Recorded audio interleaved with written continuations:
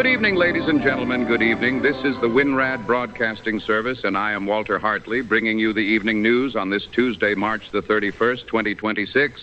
We are now in the 32nd day of the war with Iran, and tonight the threats are flying faster than the missiles. The president says he will completely obliterate Iran's energy sources if a deal is not reached shortly. Iran says the American demands are excessive, unrealistic, and unreasonable. An Iranian attack has set a Kuwaiti oil tanker ablaze off the coast of Dubai. 3 United Nations peacekeepers are dead in Lebanon. And at the gas pump on your corner, the national average has crossed $4 a gallon for the first time since the Russian invasion of Ukraine. We have a great deal to tell you tonight. We go first to Edward James Whitmore in Washington. The president posted this morning that the United States will completely obliterate all of Iran's electric plants and oil wells if a deal is not shortly reached.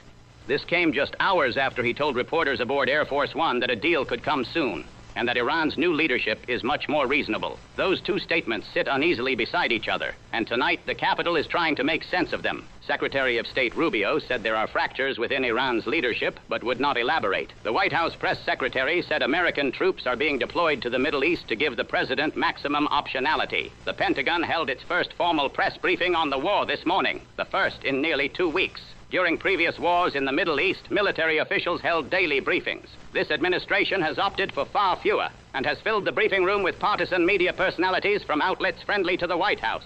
The Washington Post reported over the weekend that the Department of Defense is preparing for weeks of limited ground operations in Iran, including possible raids on Kharg Island and coastal sites near the Strait of Hormuz. Whether the president has approved any of those plans, no one will say. Iran's answer could not be more plain. The Foreign Ministry spokesman called the American 15-point proposal largely excessive, unrealistic, and unreasonable.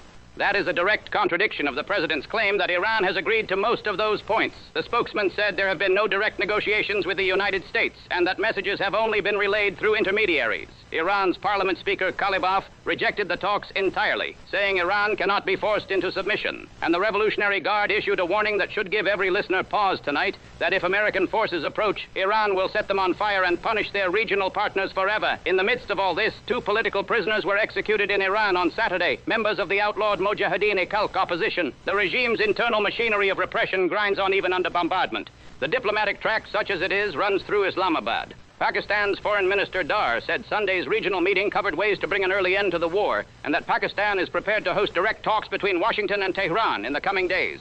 Turkey, Egypt, and Saudi Arabia were all represented at the table.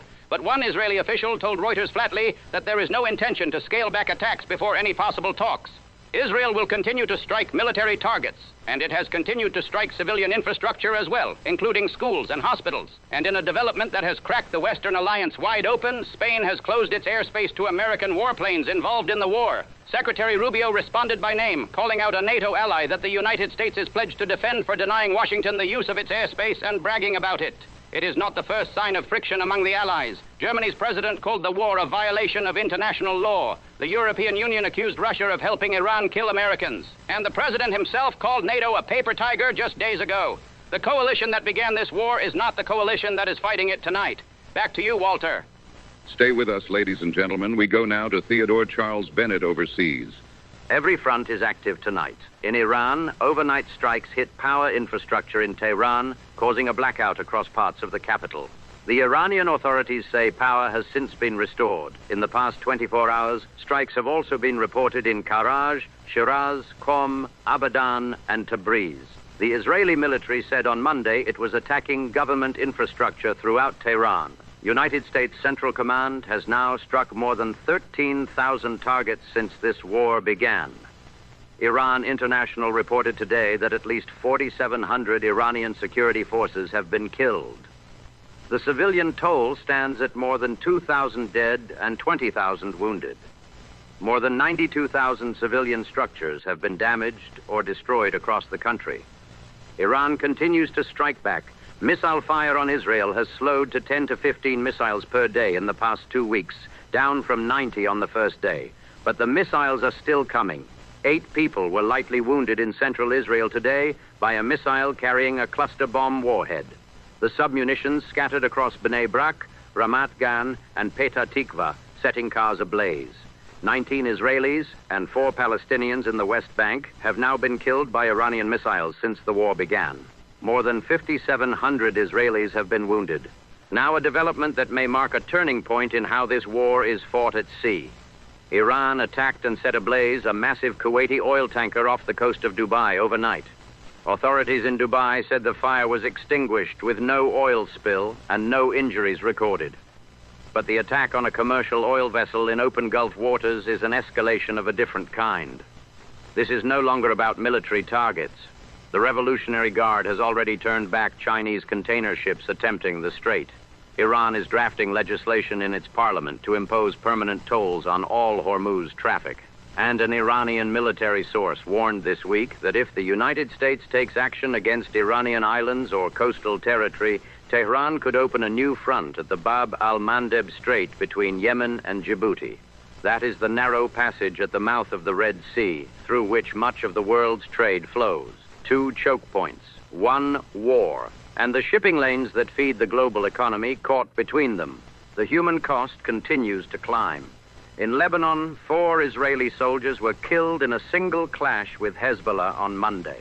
It was the deadliest day for Israeli forces in Lebanon since the fighting resumed on March the 2nd.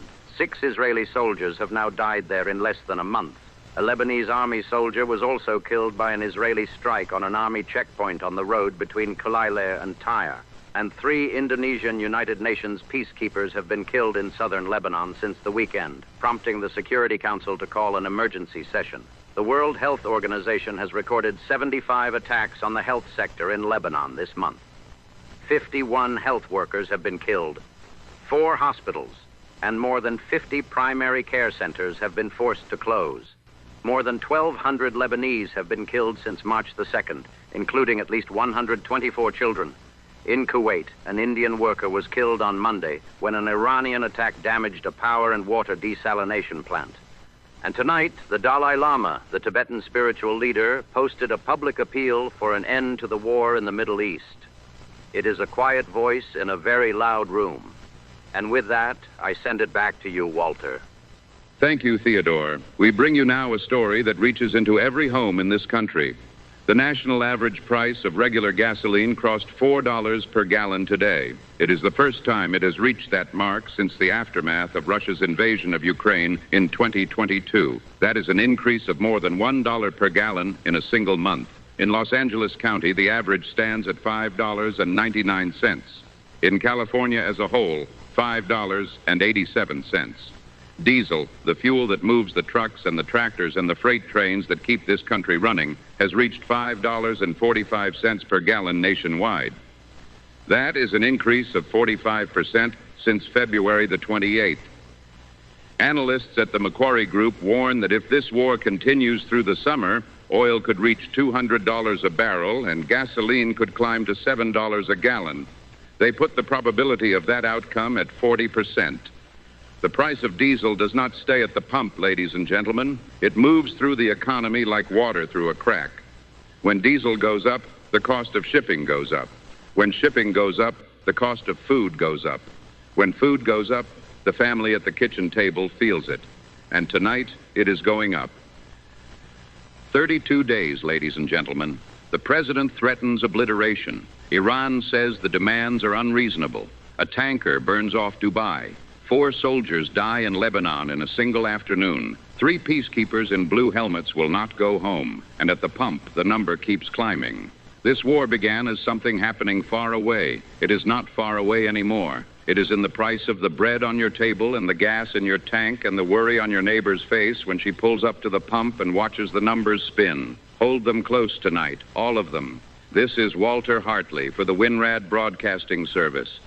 And now, a word from our friends at the Griadio Vintage Wireless Company. In uncertain times, there is comfort in a voice you trust coming through a speaker built to last. The Griadio Vintage Bluetooth radio brings you the warmth of golden age design with all the clarity of modern sound. Handsome walnut cabinet, rich, full tone, connects to your telephone or any wireless device. Visit Griadio through the link in our description. The Griadio Vintage Wireless, built for the voice, built for the age. And now, from the home front, here is Dorothy Wilson. Well, good evening, ladies. We are right in the thick of Holy Week now, and I know your kitchen is already working overtime getting ready for Easter Sunday.